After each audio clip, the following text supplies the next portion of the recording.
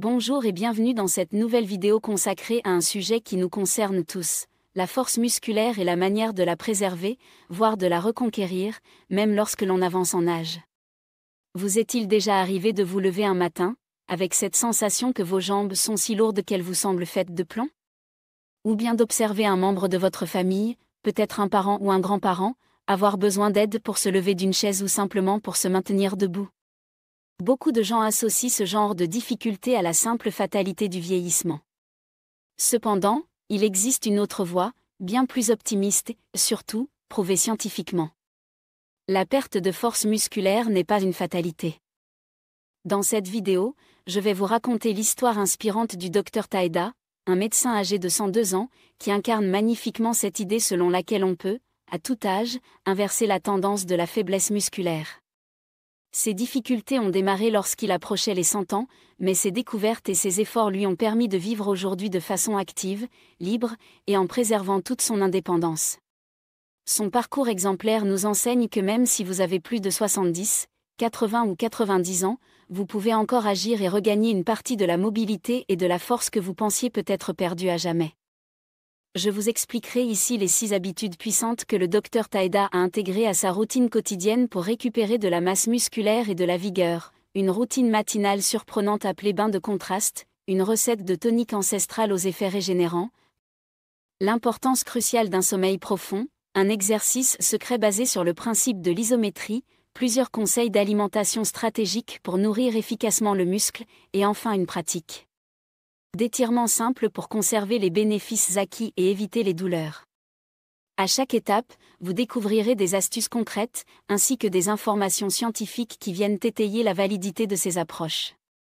Vous obtiendrez également des conseils pratiques pour les mettre en œuvre vous-même chez vous, facilement et sans équipement sophistiqué. Avant de rentrer dans le vif du sujet, j'aimerais beaucoup en savoir plus sur vous. Quel âge avez-vous, et de quelle ville regardez-vous cette vidéo? Si vous avez quelques secondes, laissez un commentaire pour partager ces informations. Non seulement cela me permettra de mieux vous connaître, mais cela aidera aussi d'autres spectateurs et spectatrices à se sentir moins seuls dans leur démarche de préserver ou de reconquérir leur santé physique. Et si vous appréciez déjà le contenu de cette vidéo, pensez à cliquer sur le bouton « J'aime » juste en dessous et à vous abonner à la chaîne pour ne manquer aucune de mes prochaines vidéos dédiées à la santé, au bien-être et au vieillissement actif. Votre soutien est précieux et me permet de continuer à produire du contenu informatif et motivant. Entamons donc notre exploration et voyons comment la science, combinée à des traditions ancestrales, peut véritablement changer notre relation au corps et à l'âge. Nous allons commencer par comprendre plus en détail pourquoi la perte de force musculaire n'est pas inéluctable, contrairement à ce que beaucoup de personnes pensent encore. Pourquoi la perte musculaire n'est pas une fatalité? Il existe, dans le domaine de la santé, un phénomène bien connu qui s'appelle la sarcopénie. Ce terme désigne la perte de masse musculaire liée à l'âge. Selon diverses études, notamment celles publiées dans le Journal of Geriatric Physical Therapy, une proportion importante de la population de plus de 70 ans subit, chaque année, une diminution notable de leur force musculaire. On avance parfois le chiffre de plus de 30% qui, d'année en année, voient leur énergie décliner et leurs gestes quotidiens se complexifier. Il faut bien reconnaître que cette diminution peut considérablement augmenter le risque de chute et de blessure, mais aussi rendre plus difficile toute une série d'actions simples telles que monter des escaliers, porter un sac de course, ou se pencher pour ramasser un objet tombé par terre. On parle à cet égard d'un « problème silencieux » parce qu'il commence souvent de manière insidieuse. Au début, on se dit juste qu'on est un peu plus fatigué que d'habitude, ou qu'on a besoin de s'accrocher à la rampe des escaliers pour monter jusqu'au palier. Et puis, peu à peu, cette faiblesse s'installe et s'aggrave si rien n'est fait. Contrairement à ce que beaucoup de gens croient, la perte de masse musculaire n'est pas un processus irréversible. La science a démontré que même à un âge avancé, il est possible non seulement de ralentir la fonte musculaire, mais même de regagner de la force et de l'endurance, parfois de manière spectaculaire. Le corps humain dispose d'une formidable capacité d'adaptation, bien plus grande que ce que nous laissons souvent entendre dans nos discours habituels sur la vieillesse. Les muscles, quand ils sont stimulés correctement et qu'ils reçoivent des nutriments adéquats, peuvent littéralement renaître. C'est exactement ce qu'a vécu le Dr Taeda, dont je vous propose maintenant de découvrir le parcours. Son cas est particulièrement intéressant, car il illustre de façon concrète toutes ses découvertes scientifiques. Non seulement il a refusé de se résigner, mais il a aussi voulu prouver qu'il était possible de reprendre le contrôle sur son corps, même après un siècle de vie. L'histoire du Dr Taeda. Le Dr Taeda est un homme qui, à 102 ans, dégage toujours une énergie et une prestance impressionnantes. Il a exercé la médecine durant des décennies, principalement dans un grand hôpital, où il passait ses journées à se déplacer d'un service à l'autre, à soulever parfois de lourdes charges médicales, et à rester debout pendant de longues heures pour s'occuper de ses patients. Son activité était intense, au point qu'à 80 ou 85 ans, il se sentait encore plein de vitalité. Toutefois, il a remarqué, en s'approchant de la barre des 100 ans, que certaines choses commençaient à changer. Au début, il ne s'agissait que de légers signaux. Par exemple, monter un escalier lui demandait plus d'efforts. Il se surprenait à devoir récupérer son souffle. Puis, un jour, il a pris conscience qu'un sac de course qui ne lui posait aucun problème jusque-là était désormais presque trop lourd à soulever. Dans les semaines qui ont suivi, se relever d'une chaise lui a semblé exiger une poussée excessive. Il parlait de jambes, en plomb, et de bras qui ne suivaient plus. Soucieux d'agir rapidement, il a consulté un ami médecin, spécialiste en gériatrie. Celui-ci, après quelques examens, lui a diagnostiqué une forme de sarcopénie. L'ami médecin l'a cependant immédiatement rassuré, cela ne veut pas dire que tout est fini. Oui, la perte musculaire liée à l'âge est courante, mais pas irrémédiable. On peut inverser la tendance, ou au moins la ralentir considérablement, grâce à quelques habitudes ciblées. Cette phrase a été l'élément déclencheur pour le Dr Taeda. Médecin lui-même, il connaissait la théorie, mais il a décidé de mettre en pratique tout ce que la science et les approches plus traditionnelles pouvaient offrir. Il s'est engagé dans un programme très précis qui comportait 6 habitudes nouvelles ou revisitées. Les résultats ont été spectaculaires. Non seulement il a regagné de la force, mais il a retrouvé une qualité de vie qu'il croyait perdue. Ses déplacements sont devenus plus aisés, il n'a plus eu besoin d'autant d'aide pour ses gestes quotidiens. Plus étonnant encore, il a senti un regain psychologique, comme si toute sa perception du vieillissement s'était modifiée. Nous allons maintenant examiner chacune de ces 6 habitudes, afin que vous puissiez, si vous le souhaitez, suivre l'exemple du Dr Taeda. Vous verrez que certaines d'entre elles reposent sur des recherches scientifiques solides, tandis que d'autres font appel à des remèdes plus anciens, testés et approuvés par des générations qui, souvent, avaient moins recours à la chimie médicale moderne, mais misaient sur les ressources naturelles et l'observation fine du corps. Habitude numéro 1, le bain de contraste. La première étape qui a marqué le parcours du Dr Taeda a surpris plus d'un de ses collègues. Un physiothérapeute lui a recommandé d'essayer les bains de contraste. Il s'agit d'une méthode très simple à mettre en œuvre, mais souvent méconnue ou sous-estimée. Le principe consiste à alterner l'exposition de votre corps, ou d'une partie de celui-ci, les jambes, les bras, à de l'eau chaude puis à de l'eau froide. En pratique, le Dr Taeda se concentrait sur ses jambes le matin. Il prenait 2 bassines, l'une remplie d'eau suffisamment chaude, l'autre d'eau bien fraîche. Il immergeait ses jambes dans l'eau chaude pendant environ 2 minutes, puis les plongeait dans l'eau froide pendant 30 secondes à 1 minute. Il répétait ce cycle au moins 3 fois. Selon l'European Journal of Applied Physiology, cette alternance chaud-froid permet de stimuler fortement la circulation sanguine. L'eau chaude dilate les vaisseaux, ce qui améliore l'afflux de sang et donc d'oxygène et de nutriments vers les muscles. L'eau froide, en resserrant les vaisseaux, contribue à diminuer l'inflammation et les douleurs. Comme un pompage alterné, le bain de contraste favorise une meilleure récupération après l'effort et peut soulager la raideur matinale, fréquente chez les personnes âgées. Au début, le Dr Taeda a trouvé que l'eau froide était particulièrement désagréable. Il n'était pas habitué à cette sensation de choc thermique. Mais en quelques jours, il a ressenti un effet bénéfique, il avait la sensation que ses jambes étaient moins lourdes et qu'il sortait plus facilement du lit. Le physiothérapeute lui a expliqué que ce bain de contraste était la première étape des activations des muscles, un peu comme si l'on reboostait la pompe circulatoire avant de passer à d'autres activités plus exigeantes. Si vous souhaitez essayer chez vous, vous n'êtes pas obligé de plonger entièrement vos jambes dans des bassines. Vous pouvez aussi pratiquer cette alternance chaud-froid sous la douche, en projetant le jet d'eau chaude puis d'eau froide sur vos jambes ou vos bras. Il est conseillé de commencer avec un temps d'exposition plus court afin de laisser votre corps s'habituer. Au fil des jours, vous pouvez augmenter la durée de chaque immersion. Le point clé, c'est la régularité. Mieux vaut le faire plusieurs fois par semaine de façon brève que rarement et longuement. Habitude numéro 2, le tonique ancestral. La deuxième habitude du Dr Taïda a trait à un remède traditionnel, un tonique que l'on dit « ancestral » dans certaines campagnes. Il s'agit d'une boisson qu'il prenait chaque matin pour soutenir la récupération musculaire. Les ingrédients sont simples, mais leur combinaison est particulièrement intéressante. Voici comment le Dr Taïda le préparait. Chaque matin, il prenait un verre de lait d'avoine qu'il faisait chauffer sans le laisser bouillir. Il ajoutait ensuite une cuillère à soupe de cacahuètes concassées, une cuillère à café de cacao pur, une pincée de gingembre moulu, une cuillère à café de curcuma et une petite cuillère de miel. Il mélangeait le tout et le buvait chaud. Pourquoi ces ingrédients spécifiques ? Les cacahuètes apportent des protéines et des graisses saines, très utiles pour nourrir la masse musculaire.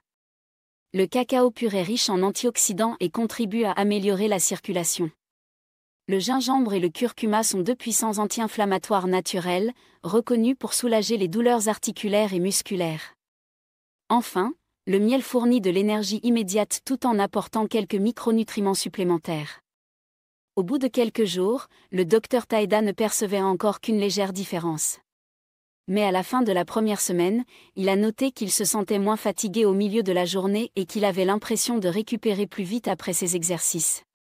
Sur le plus long terme, ce tonique l'aidait aussi à préserver un certain confort articulaire, sans doute grâce à l'action anti-inflammatoire synergique du gingembre et du curcuma.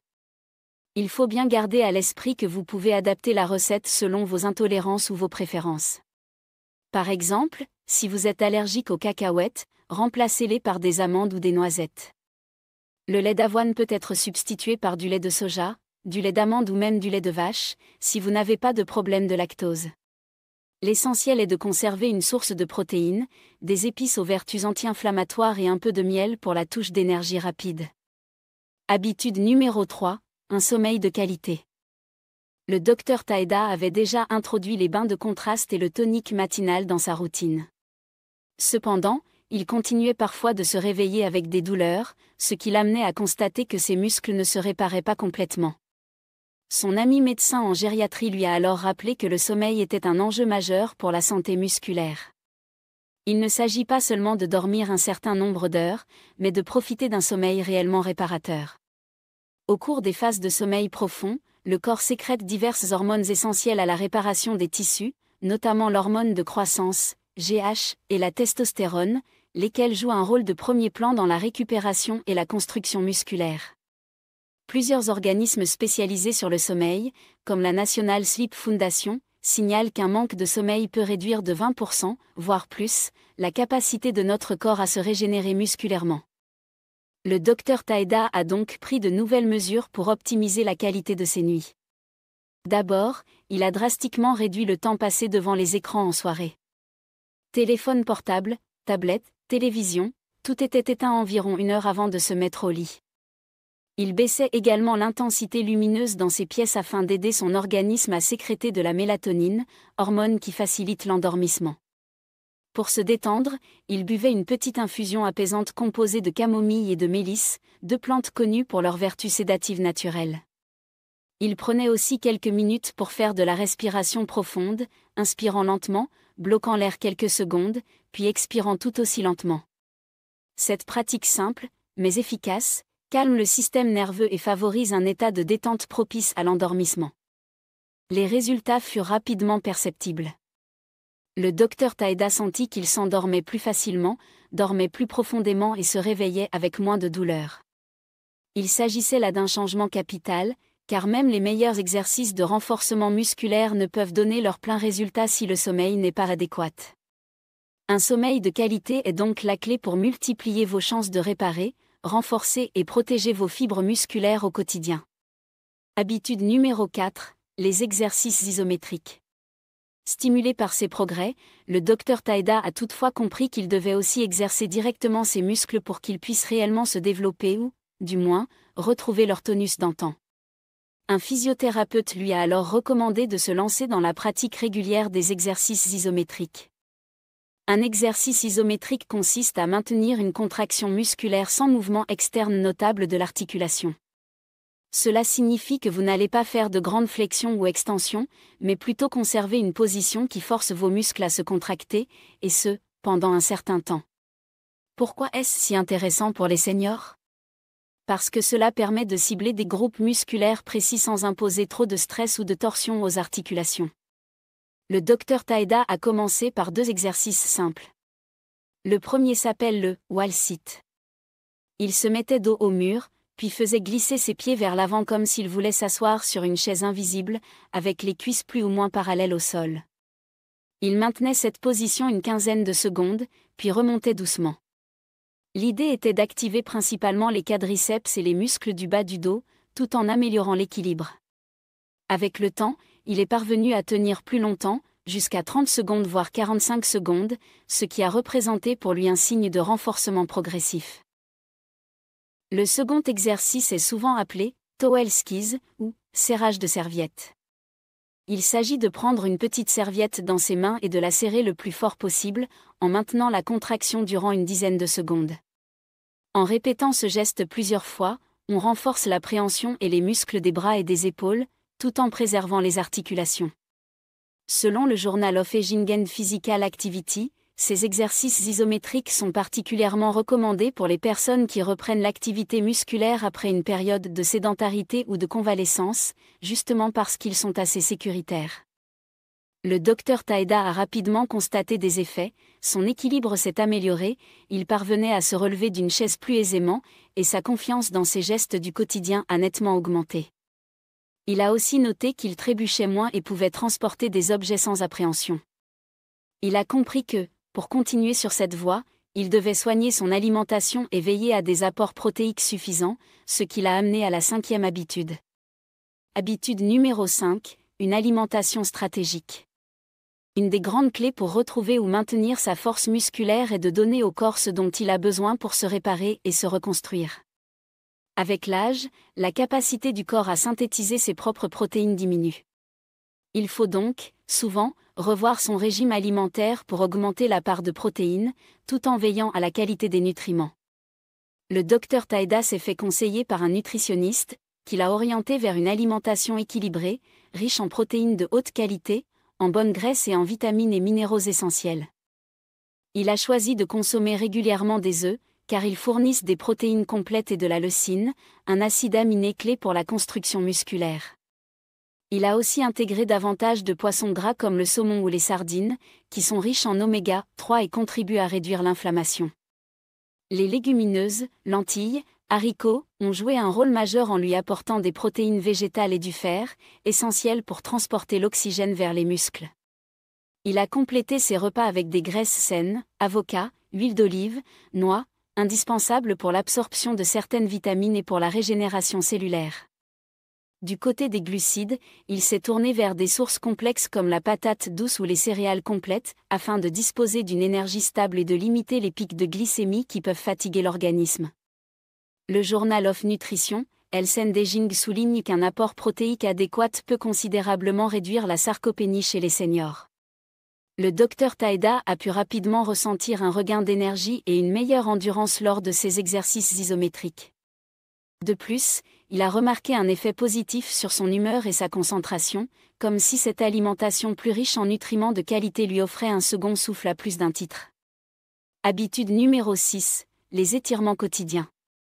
La dernière habitude mise en place par le Dr Taïda concerne la souplesse. On parle souvent de force et d'endurance musculaire, mais on oublie parfois que des muscles trop raides ou des articulations peu mobiles sont une source de douleur et de risque de blessure. Après discussion avec son physiothérapeute, le Dr Taïda a intégré une courte séance d'étirement chaque jour. Il commençait souvent par un étirement des jambes en position assise.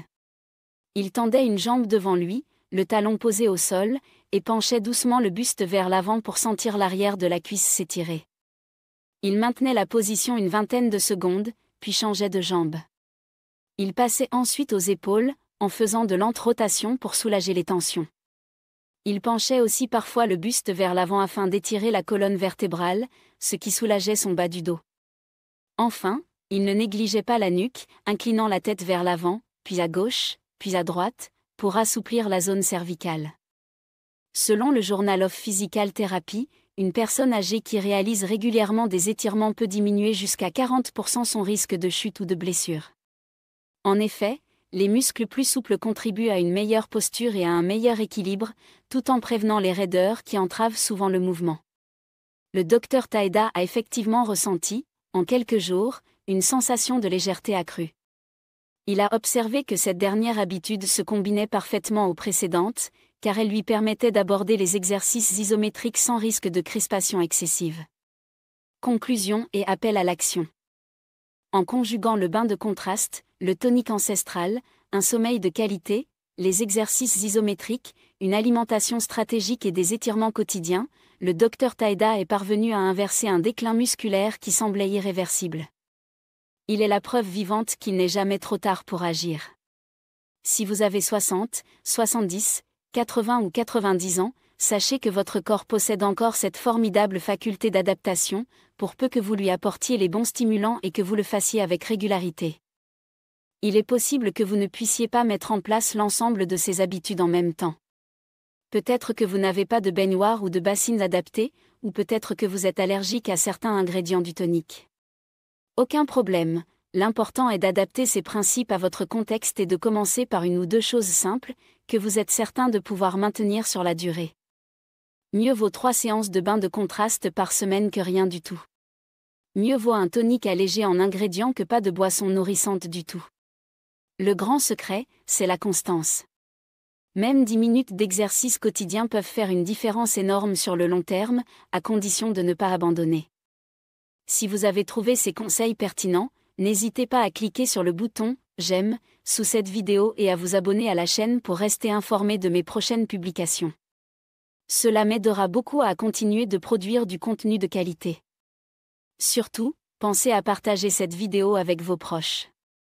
Si vous avez un parent, un grand-parent, un voisin ou même un ami qui exprime régulièrement sa crainte de perdre son autonomie ou de ne plus pouvoir se déplacer comme avant, laissez-lui découvrir l'histoire du Dr Taida. Il ou elle comprendra alors que l'on peut toujours agir, et qu'il n'y a pas d'âge pour commencer. Je vous remercie sincèrement d'avoir visionné cette vidéo jusqu'au bout. J'espère qu'elle vous aura inspiré à prendre en main votre santé musculaire, ou à aider quelqu'un dans votre entourage à le faire. Le Dr Taida est l'exemple vivant que, même après 100 ans, on peut encore se lancer dans une démarche active de bien-être, de force et d'autonomie. Prenez soin de vous, persévérez, et vous constaterez bientôt que votre corps vous remerciera en se montrant plus solide et plus alerte que vous ne l'auriez imaginé. Si vous avez envie d'approfondir encore davantage vos connaissances sur le vieillissement en bonne santé, ne manquez pas de jeter un coup d'œil à mes autres vidéos qui abordent des thématiques telles que la nutrition, l'activité physique douce, la prévention des chutes, ou encore la gestion du stress. Vous verrez qu'avec un peu de volonté et les bonnes informations, il est tout à fait possible de faire reculer les limites que l'on croyait imposées par l'âge. Merci encore pour votre attention et votre confiance. Je vous dis à très bientôt pour de nouveaux conseils sur la santé, le bien-être et la longévité. D'ici là, restez positifs, restez actifs et n'oubliez pas que chaque petit pas compte. Il n'est jamais trop tard pour démarrer ce chemin vers une meilleure forme physique et une plus grande joie de vivre. Prenez soin de vous et que Dieu vous bénisse.